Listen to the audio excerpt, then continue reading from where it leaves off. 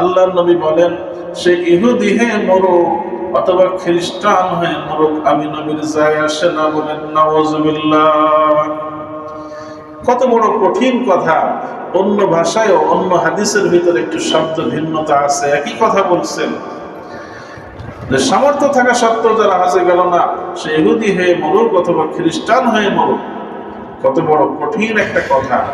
আলহামদুলিল্লাহ, আলহামদুলিল্লাহ নাহমাদুহু ওয়া নাস্তাঈনুহু ওয়া নাস্তাগফিরুহু ওয়া নু'মিনু বিহি ওয়া নাতাওয়াক্কালু আলাইহি ওয়া নাউযু বিল্লাহি মিন শুরুরি আনফুসিনা ওয়া মিন সাইয়্যাতি আ'মালিনা। من يهده الله فلا مضل له ومن يضلله فلا هادي له ونشهد أن لا إله إلا الله وحده لا شريك له لا ضد له ولا ند له ولا مثل له ونشهد أن سيدنا وسندنا وحبيبنا ومولانا محمد الذي أرسله بالحق بشيرا ونذيرا وداعيا إلى الله بإذنه وسراجا منيرا. أما بعد فأعوذ بالله من الشيطان الرجيم. بسم الله الرحمن الرحيم.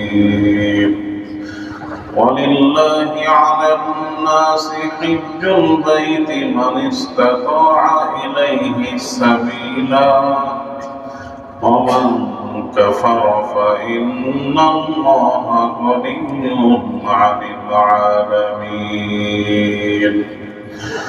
وقال النبي صلى الله عليه وسلم الحج المبرور ليس له جزاء إلا الجنة أو كما قال عليه الصلاة والسلام.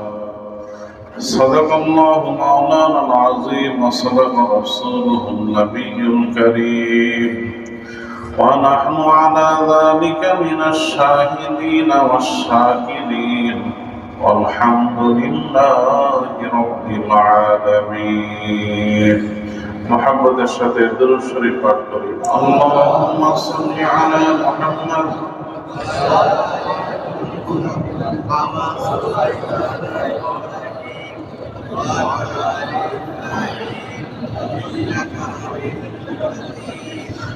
اللهم بارك على محمد وعلى آل محمد كما باركت على إبراهيم وعلى آل إبراهيم إنك حميد مجيد. بلغ العلا بكماله كشف الدجى بجماله حسنت جميع خصاله.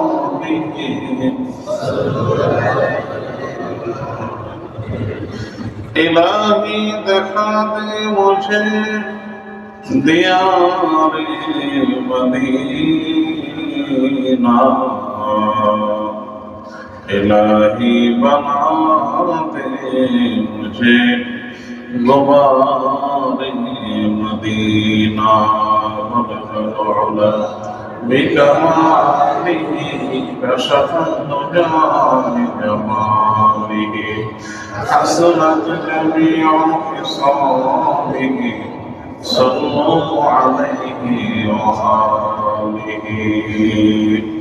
محترم حاضرین، اللہ رب العالمین دربار لاکھ کوٹی شکریہ. رب العالمین আমাদেরকে মেহেরবানি করে তার ঘরে বিমান নামাজ পড়তে আসার জন্য তৌফিক দান করেছেন। রব্বুল আলামিনের দরবারে মন খুলে শুকরিয়া আদায় করি আলহামদুলিল্লাহ। সারা বিশ্বের থেকে যারা হজের জন্য ইচ্ছা করেছেন, এবছর হজে যাওয়ার সুযোগ পেয়েছেন, তারা মক্কা মদিনার দিকে রওনা করা শুরু করেছেন। সারা বিশ্বের থেকেই এই হজের ইচ্ছাকারীগণ মক্কার দিকে মদিনার দিকে রওনা হয়ে গেছেন, অনেকে হবেন। এজন্য মক্কা মদিনার কিছু আলোচনা, বাইতুল্লাহ শরীফের আলোচনা, হজ এর বিধি বিধান সম্পর্কে কিছু এই সময়ে আলোচনা করা হয়। গত সপ্তাহ থেকেই বাইতুল্লাহ শরীফের নির্মাণের ইতিহাস, বাইতুল্লাহ শরীফের ফজিলত সম্পর্কে কিছু আলোচনা চলছিল। নবী করিম সাল্লাল্লাহু আলাইহি ওয়াসাল্লাম ইরশাদ করেছেন যে বাইতুল্লাহ শরীফের উপরে আল্লাহ তাআলা প্রতিদিন 120টা রহমত নাজিল করেন। খাস ভাবে বাইতুল্লাহ শরীফের উপরে এই রহমতটা নাজিল হয়। যারা বাইতুল্লাহ শরীফের চতুর্দিকে তাওয়াফ করতে থাকে তারা এই 120 রহমতের 60টা রহমত পেয়ে যায়। তাওয়াফকারীদের জন্য হলো 60 রহমত। আর যারা বাইতুল্লাহ শরীফের আশপাশে নামাজ আদায় করে, এই নামাজ আদায়কারীদের জন্য হলো 40টা রহমত।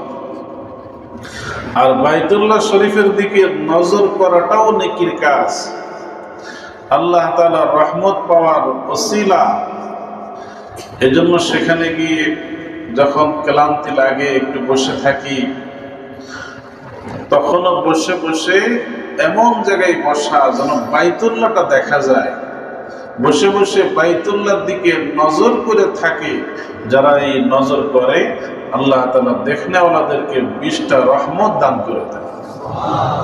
তাওয়াফকারীদের জন্য হলো 60 রহমত, নামাজ আদায়কারীদের জন্য 40 রহমত, আর যারা দেখে বাইতুল্লাহ দর্শন করে তাদের জন্য হলো 20 রহমত। তাহলে অনেক জিনিস আছে যেটা দেখার ভিতরেও আল্লাহর রহমত পাওয়া যায়। পিতা মাতাকে যদি কেউ রহমতের দৃষ্টিতে দেখে, ভালোবাসার দৃষ্টিতে দেখে, মায়ার দৃষ্টিতে পিতা মাতার দিকে নজর করে, নেকি আছে না নাই? নবী করিম সাল্লাল্লাহু আলাইহি ওয়াসাল্লাম ইরশাদ করেছেন, পিতা মাতার দিকে যারা ভালোবাসার দৃষ্টিতে তাকাবে, মহাব্বতের দৃষ্টিতে তাকালে প্রতি নজরে নজরে আল্লাহ তাআলা কবুল হজের সওয়াব দান করবেন। সাহাবায়ে কেরাম প্রশ্ন করলেন, ইয়া রাসূলুল্লাহ, এটা তো নেকি কামানোর বড় সহজ পদ্ধতি, যাদের পিতা মাতা এখনো হায়াতে আছে, কত বড় একটা নেকি কামানোর ওসিলা আল্লাহ তার সামনে রেখে দিয়েছেন। আমরা তো দিনে 100 বার হজের সওয়াব কামাতে পারব। আল্লাহ রাসূল বললেন, আল্লাহু আকবার, আল্লাহ এর থেকে অনেক বড়। 100 বার কেন, তুমি যদি দিনে 1000 বারও এই মহাব্বত, ভালোবাসা, ইখলাসের দৃষ্টি নিয়ে তাকাও, আল্লাহ তাআলা এর থেকেও বেশি দিতে পারেন কি পারেন না? বাইতুল্লাহ শরীফে গিয়ে কেউ যদি মসজিদে হারাম, এই বাইতুল্লাহর চতুর্পাশে যে মসজিদটা আছে, এই মসজিদের সীমানায় কেউ যদি 2 রাকাত নামাজ পড়ে, অন্যান্য জায়গায় নামাজ পড়লে যে সওয়াব হবে, এই বাংলাদেশে পড়লে যে নেকি হবে, ওই আমেরিকায় পড়লে যে নেকি হবে, বিশ্বের যে কোনো জায়গায় পড়লে যে নেকি হবে, মসজিদে হারামে 2 রাকাত নামাজ পড়লে আল্লাহ তাআলা তার থেকে 1 লক্ষ গুণ বেশি সওয়াব দান করে দিবে। আর যদি মসজিদে নববীতে পড়া হয়, তাহলে সহিহ বর্ণনা অনুযায়ী আল্লাহ রাব্বুল আলামিন 1000 রাকাত গুণ সওয়াব বেশি দান করবেন। আর মসজিদে আকসা বাইতুল মুকাদ্দাসে যদি নামাজ পড়া হয়, আল্লাহ তাআলা 500 গুণ সওয়াব বেশি দান করে দিবেন। তাহলে মসজিদে হারামে নামাজ পড়ার সওয়াব হলো সব থেকে বেশি, আবার গুনাহও কিন্তু বেশি, এটা মনে রাখতে হবে। মক্কা মদিনায় গিয়ে সওয়াবটা যেমন বেশি, উল্টা গুনাহ করলে গুনাহও বেশি হবে কি হবে না? সেখানকার আদব অনেক বেশি। এই জন্য ওমর ফারুক রাদিয়াল্লাহু আনহুর বাণী আছে, উনি বলতেন যে এই মক্কার ভিতরে একটা গুনাহ করা, এই মক্কার বাইরে একটা জায়গার নাম নিয়ে উনি বলতেন যে রকিয়াতে গিয়ে যদি আমি 70টা গুনাহ করি সেটা আমার নিকটে বেশি পছন্দনীয়। গুনাহ তো সবসময় খারাপ, কিন্তু উনি বলতেন যে মক্কার বাইরে 70টা গুনাহ করাও হালকা মক্কার ভিতরে একটা গুনাহ করার থেকে। এজন্য মক্কা মদিনায় যাদেরকে আল্লাহ যাওয়ার তৌফিক দেই, ওখানে থাকার তৌফিক দেই, এটা কিন্তু যেমন সৌভাগ্যের বিষয়, আদব যদি রক্ষা না করতে পারে, উল্টা পাল্টা চলে, তাদের জন্য মুসিবতটাও কিন্তু বেশি, মুসিবতটাও বেশি। বাদশার দরবারে গিয়ে থাকলে যেমন বাদশাহ খুশি হলে বিরাট বিরাট পুরস্কার পাওয়া সম্ভব, এইরকম বাদশাহ উল্টাই গেলে গর্দান যেতেও কিন্তু বেশি সময় লাগে না। এজন্য মক্কা মদিনার আদব সর্বোচ্চভাবে রক্ষা করে চলতে হবে, তাহলে এই ফাজাইল, এই নেকি, এই বরকত, এই রহমত গুলো পাওয়া যাবে। তায়েফ যে একটা এলাকা আছে, এই তায়েফ এলাকার নাম তায়েফ, এর অর্থ হলো তওয়াফকারী। এই জমিনটার নাম তওয়াফকারী কেন রাখা হলো?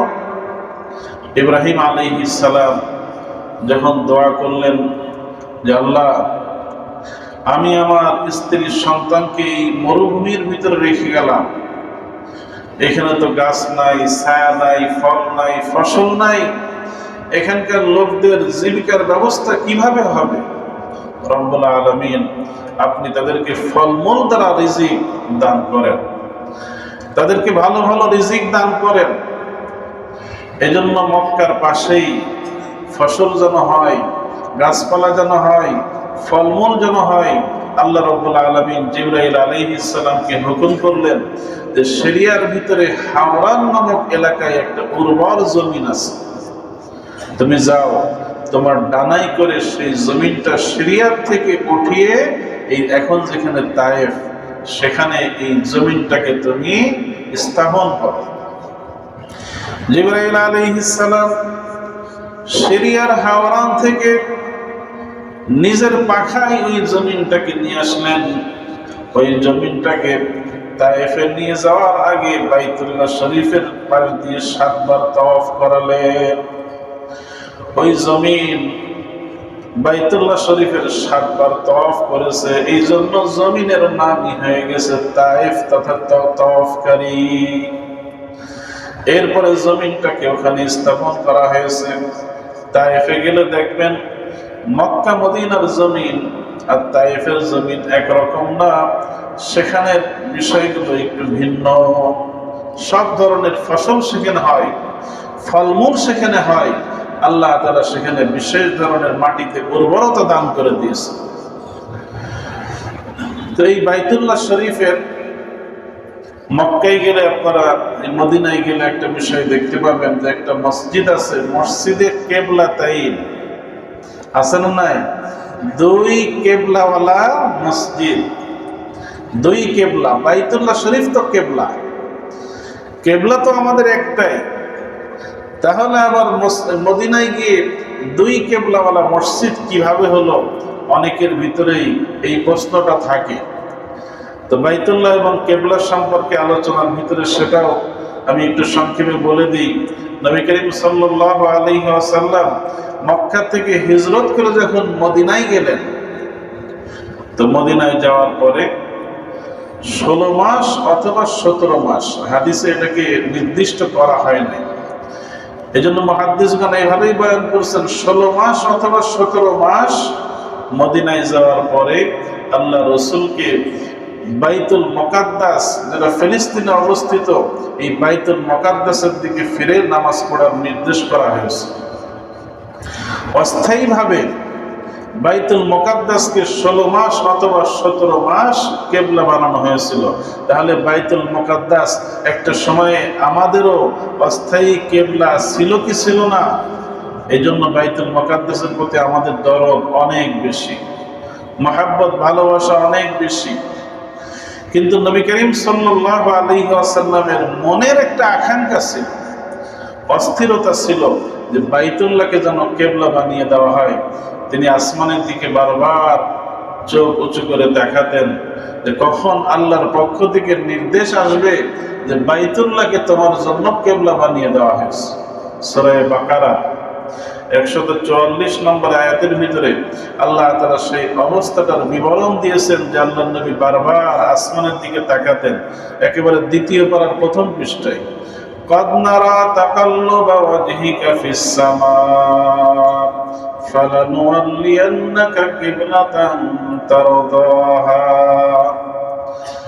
হে নবী, আপনি যে আসমানের দিকে বারবার চোখ উঁচু করে তাকান যে কখন আল্লাহর পক্ষ থেকে বিধান আসবে যে বাইতুল্লাহর দিকে ফিরে নামাজ পড়ার হুকুম দেওয়া হয়েছে, আমি সেটা কবুল করে নিলাম।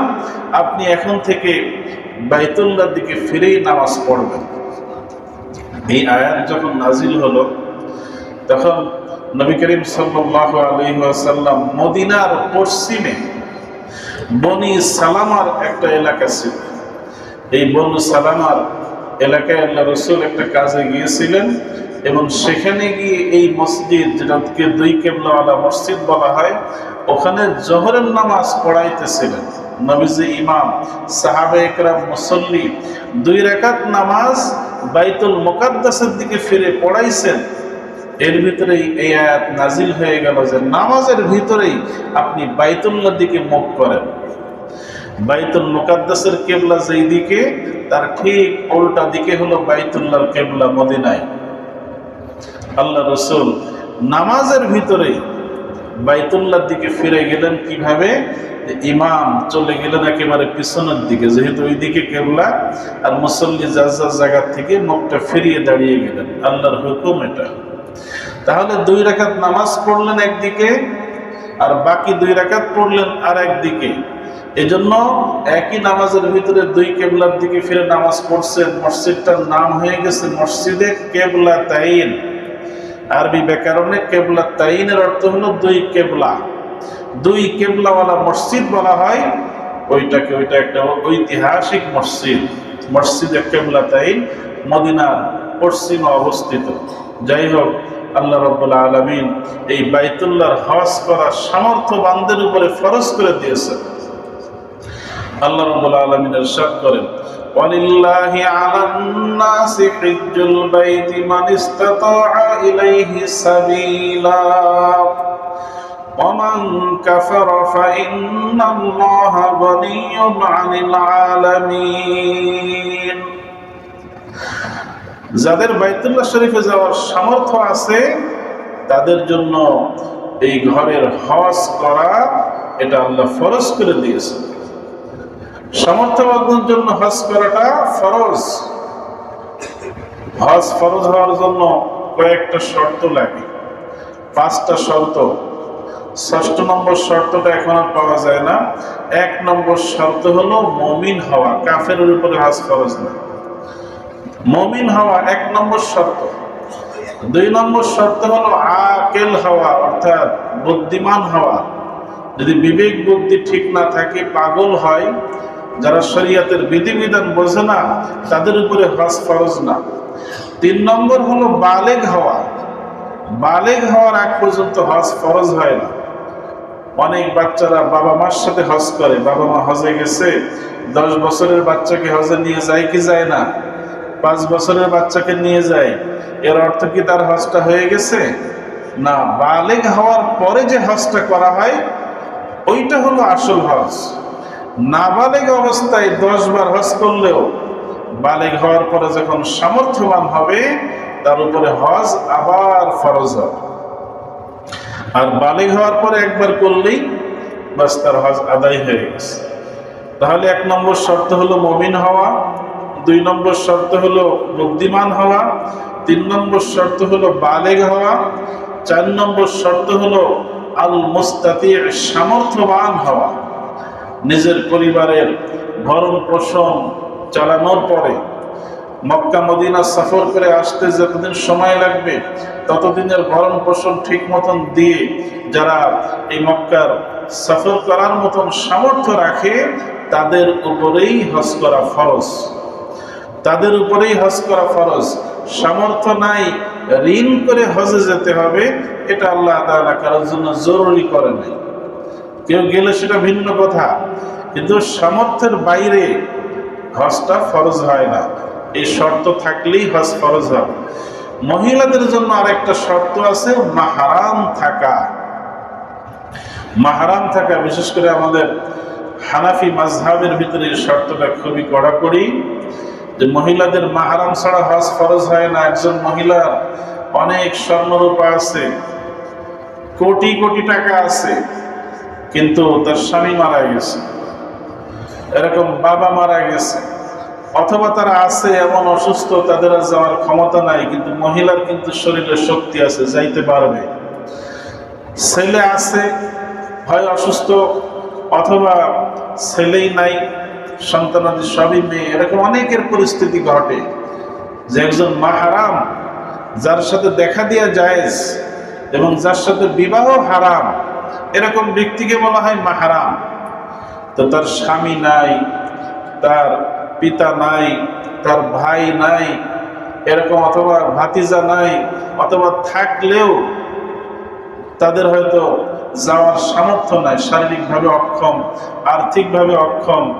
এখন যদি মহিলা বলে যে তোমাকে আমি টাকা দিয়ে নিয়ে যাব, হতে পারে যে ভাইয়ের টাকা নাই, মহিলার আবার নিজেরও টাকা আছে, ভাইকে নিয়ে যাওয়ারও টাকা আছে, তাহলেও কিন্তু ওই ভাইকে টাকা দিয়ে নিয়ে এই নিজে যদি হজ করে অসুবিধা নেই।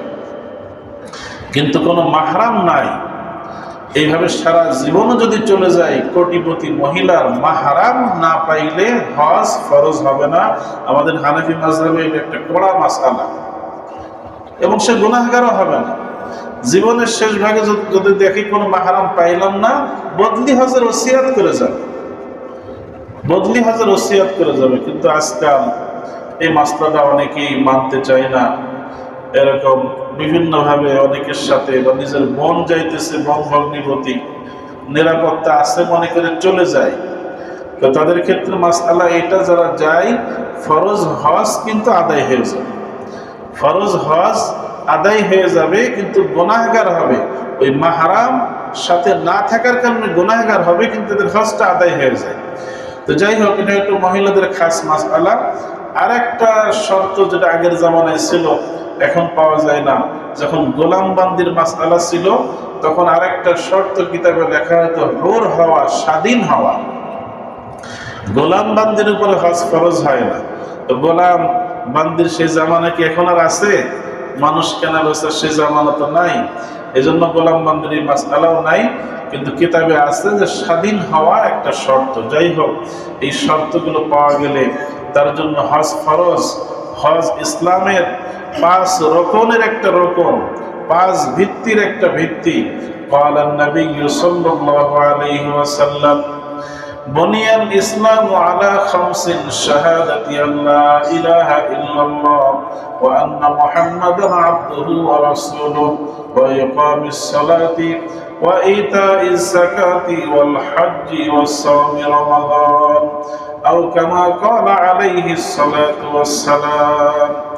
আল্লাহ রাসূল ইরশাদ করেন, ইসলামের বুনিয়াদ 5টা জিনিসের উপরে, এর ভিতরে 4 নম্বরে তিনি হজের কথা বলছেন। এজন্য হজকে যদি কেউ অস্বীকার করে, হজকে নিয়ে যদি কেউ ঠাট্টা বিদ্রুপ করে, তাহলে, এবং হজের প্রতি যদি অবহেলা প্রদর্শন করে, তুচ্ছ তাচ্ছিল্য করে, তার ঈমান নষ্ট হয়ে যাবে। ফরজ হয়েছে, করতে পারছে না, সেটা আলাদা কথা, কিন্তু হজ যদি অস্বীকার করে, হজকে নিয়ে তুচ্ছ তাচ্ছিল্য করে, ঠাট্টা বিদ্রুপ করে, এটা শরীয়তের একটা ফরজ বিধান, তার ঈমানটাই নষ্ট হয়ে যাবে, তার ঈমান থাকবে না। হজের সামর্থ্য থাকা সত্ত্বেও যারা হজ করে না, তাদের ব্যাপারে নবী করিম সাল্লাল্লাহু আলাইহি ওয়াসাল্লামের 2-1টা হাদিস আপনাদেরকে শুনিয়ে দিই। রহমতের নবী, যিনি কোনো সময় বদদুয়া দেন নাই, সবসময় রহমতের দোয়া করেছেন আমাদের জন্য। কঠিন মুহূর্তে যখন কাফেররা তার উপর আক্রমণ করছে, সেই উহুদের ময়দানে, তায়েফের ময়দানেও আল্লাহ রাসূল তাদের জন্য বদদোয়া দেন নাই। কিন্তু সামর্থ্য থাকা সত্ত্বেও যারা হজে যায় না, তাদের জন্য কেমন কথা বলছে, কত কঠিন বাণী দিয়েছেন। قال النبي صلى الله عليه وسلم من فرض عليه الحج فلم يمنعه حاجة ظاهرة أو سلطان جائر। আল্লাহর নবী বলেন, যার উপরে হজ ফরজ হয়ে গেছে, হজে যাওয়ার সামর্থ্য যার আছে, মক্কা মদিনায় যাওয়ার সামর্থ্য যার আছে, এবং বাহ্যিকভাবে তার কোনো বাধা নাই, তার কোনো অসুস্থতা নাই, কোনো শাসকও তাকে বাধা দেয় নাই। অনেকের আছে না বিদেশ গমন নিষিদ্ধ, হাজার চেষ্টা করলেও আর যেতে পারে না, আইনের বাধা। এমন কোনো বাধাও নাই, শারীরিক অসুস্থতাও নাই, মাল সম্পদের কোনো অভাবও নাই। এইভাবে তার সামর্থ্য থাকা সত্ত্বেও অলসতা করে সে হজটা করলো না, আল্লাহর ঘরে জিয়ারতে গেল না। ফালিয়ামুত ইনশাআ ইয়াহুদিয়ান আও নাসরানিয়া। আল্লাহর নবী বলেন, সে ইহুদি হয়ে মরুক অথবা খ্রিস্টান হয়ে মরুক, আমি নবীর যায় আসে না। বলেন নাউযুবিল্লাহ। কত বড় কঠিন কথা। অন্য ভাষায়ও, অন্য হাদিসের ভিতরে একটু শব্দ ভিন্নতা আছে, একই কথা বলছেন যে সামর্থ্য থাকা সত্ত্বেও যারা হজে গেল না, সে ইহুদি হয়ে মরুক অথবা খ্রিস্টান হয়ে মরুক। কত বড় কঠিন একটা কথা। অন্য হাদিসের ভিতরে, হাদিসে কুদসি আকারে আসছে, আল্লাহ রাব্বুল আলামিন ইরশাদ করেন যে ইন্না আবদান সাহহাতু লাহু জিসমাহু। আমার ওই বান্দা যাকে আমি সুস্থ একটা শরীর দান করেছি, যাকে আমি সামর্থ্যবান বানিয়েছি, অনেক ধন সম্পদ দান করেছি, এই সুস্থ শরীর এবং হজে যাওয়ার সামর্থ্য থাকা সত্ত্বেও তার 5টা বছর অতিবাহিত হয়ে গেছে। কয় বছর? 5 বছর। অলসতা করছে 5 বছর। এই 5টা বছর অতিবাহিত হয়ে গেল, সুস্থ শরীর আছে, মালের সক্ষমতা আছে, হজে যায় নাই। তাহলে আল্লাহ রাব্বুল আলামিন বলেন, সে আমার দৃষ্টিতে মাহরুম, আমার রহমত থেকে সে বঞ্চিত হয়ে গেল। বলেন নাউযুবিল্লাহ। তো যাই হোক, অনেক কঠিন কঠিন ধমক দেওয়া হয়েছে। জীবনে মৃত্যুর আগে যদি আপনি হজটা করতে পারেন, তাহলে এই হজ আদায় করা হয়েছে বলেই বলা হবে। হজের কাজা না, জীবনে যে কোনো সময় হজ করবে, এই হজটা আদায় হয়ে গেছে। নামাজ যেরকম অক্ত চলে গেলেই কাজা হয়, হজ এরকম কাজা না, দেরিতে করার কারণে এটা আল্লাহ তাআলার নিকটে অপছন্দনীয়। সময়ের থেকে দেরি করার কারণে আপনি গুনাহগার হলেন, কিন্তু যদি আল্লাহ তৌফিক দিয়ে আদায় করতে পারেন, তাহলে হজটা পরিপূর্ণ আদায় করা হবে। নামাজ সময়ের থেকে একটু দেরি হয়ে গেলে, ভুলক্রমে যদি হয়ে যায়, কাজা করা যায়, কিন্তু হজ কিন্তু ইচ্ছা করলেই কাজা করা যায় না। সামনে যে কোরবানি আসছে, কোরবানি ইচ্ছা করলেই কাজা করা যায় না। এর কারণ হলো হজ এবং কোরবানি সময়ের সাথে সম্পৃক্ত। কোরবানিটা ওই 3 দিনেই করতে হবে। মনে করেন একজনের অনেক সামর্থ্য ছিল, কিন্তু যে কোনো কারণে, অলসতা করে হোক, অসুস্থতার কারণেই হোক, সে কোরবানিটা করে না, নিজেও করে নাই, কাউকে দিয়ে করায়ও নেই নাই, দায়িত্বও দেয় নাই। তাহলে যদি ওই 3 দিনে কোরবানি না করে, এরপরে 100টা গরু কোরবানি করলো, সেটা কোরবানি হবে না, কোরবানির কাজাও হবে না। সে জবাই করবে, কিন্তু পরিপূর্ণ গরু সাদকা করে দিতে হবে, এক টুকরাও খাইতে পারবে। ওই 3 দিন এটা আল্লাহ তাআলার মেহমানদারির দিন, বড় রহমতের দিন। ওই 3 দিন জবাই করলে কোরবানির সওয়াবও হয়, আবার সম্পূর্ণ গোশত এটা কোরবানির হক হিসেবে নিজে খাইতে পারে, আত্মীয় স্বজনদের দিতে পারে, গরিব মিসকিনদের দিতে পারে, নিজেও সব খাইতে পারে, সব আমার গরিব মিসকিনকে দিয়ে দিতে পারে। এই যে একটা স্বাধীনতা, এটা ওই 3 দিনের জন্য। একজন ধনী ব্যক্তি 3 দিনের পরে যে গরু জবাই করছে, কোরবানির কাজা হিসেবে সব সাদকা করে দিতে হবে, অথবা কোরবানির ওই টাকাটা পরিপূর্ণ সাদকা করে দিতে হবে। অনুরূপভাবে হজ এটা সময়ের সাথে সম্পর্কিত। এখন এই মুহূর্তে যদি কোনো ব্যক্তি মক্কায় যে যত শতবার তাওয়াফ করুক, এটা কি হজ হবে? আরাফার ময়দানে বসে থাকলে কি হজ হবে? ওই 9 জিলহজ আরাফার ময়দানে আপনাকে আমাকে হাজির হতে হবে। 9 জিলহজে যে ব্যক্তি আরাফার ময়দানে যেতে পারলো না, সুস্থ অবস্থায় হোক অসুস্থ অবস্থায় হোক, একেবারে অ্যাম্বুলেন্সে শুয়ে হোক, আরাফার ময়দানে গেলেই হজের রকম আদায় হবে, অন্য সময় আদায় হবে না। এই জন্য সামর্থ্য যাদের আছে, সময় থাকতেই সময় কাজে লাগাতে হবে। সময় চলে গেলে কিন্তু চাইলেও ইচ্ছা করলে হজ করা যাবে না। হজ যারা করবে অনেক বড় নেকির কাজ। আল্লাহ রাসূল ইরশাদ করেন, মান হাজ্জা লিল্লাহি ফালাম ইয়ারফুস ওয়া লাম ইয়াফসুক রাজা'a কায়াউমিন ওয়ালাদাতহু উম্মুহু। যে ব্যক্তি একমাত্র আল্লাহর জন্যই হজ করলো, আল্লাহ তাআলার সন্তুষ্টির জন্যই হজ করলো, মানুষকে দেখানোর জন্য না, ওই ব্যক্তি হজে গিয়ে যদি কোনো অশ্লীল কথা না বলে, কোনো গুনাহের কাজ না করে, হজ থেকে যখন ফিরে আসবে আল্লাহ নিষ্পাপ শিশুর মতন বানিয়ে দেবেন। সুবহানাল্লাহ। অন্য হাদিসের ভিতরে নবীজি বলেন, আল হজ্জুল মাবরুর লাইসা লাহু জাযাউন ইল্লাল জান্নাহ। হজ্জে মাবরুরের প্রতিদান হলো একমাত্র জান্নাত। হজ্জে মাবরুরের একমাত্র প্রতিদান হলো জান্নাত। যদি কবুল হয়ে যায় আল্লাহ তাআলা অবশ্যই জান্নাত দান করবেন। হজ্জে মাবরুর কাকে বলা হয়?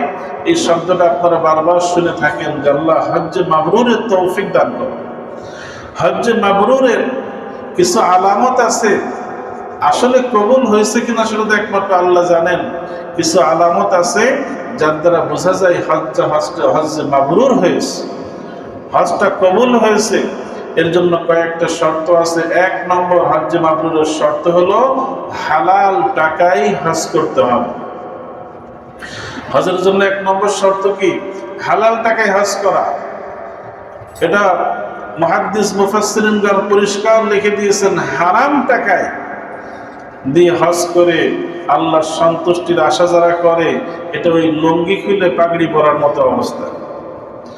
যে পাগড়ির ফজিলত শুনে কি খুলে ফেলছে, একেবারে লুঙ্গি খুলে পাগড়ি পরছে, তার তো সতরই ঠিক নাই, তার তো ফরজটাই নষ্ট হয়ে গেছে। তো অনুরূপভাবে হারাম টাকায় হজ করার কোনো স্রোত নাই, এটা কবুল হওয়ার কোনো স্রোত নাই। মসজিদে যেরকম হারাম টাকা দান করলে আর গুনাহ হয়, ওইরকম হারাম টাকা পরিষ্কার জানা আছে, তার সত্ত্বেও সেইটা নিয়ে হজে রওনা হওয়া, এটা আল্লাহ তাআলার সাথে ঠাট্টা বিদ্রূপ করার শামিল। এই জন্য হজ কবুলের মাবরুর হজের 1 নম্বর শর্ত হলো হালাল ইনকাম হতে হবে। 2 নম্বর শর্ত হলো রিয়া মুক্ত হবে, মানুষকে দেখানোর জন্য না।